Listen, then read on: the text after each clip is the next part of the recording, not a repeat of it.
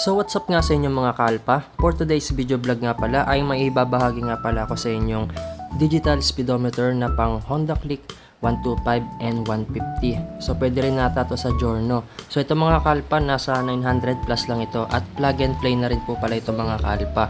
So iwan ko yung link niyan sa baba para pagka gusto ninyong umorder. At shoutout nga rin pala sa mekaniko natin na si MF Works. So sa kanya ko nga pala ibibigay itong digital speedometer na pang Honda Click. So plug and play lang ito mga kalpa, wala na kayong itatap na wirings. So yan, plug nyo lang yung dating socket na nakalagay dun sa stock speedometer natin. At yung mga rubber, ilalagay lang natin, ililipat lang natin dyan. So yun, okay na nga yung digital speedometer. So pakita ko lang din yung display panel niya rito mga kalpa. So sa taas may odometer siya, and then sa baba meron siyang RPM. Meron din pala itong atmospheric temperature at yung voltmeter niya, and then sa baba meron din gas indicator at yung trip A.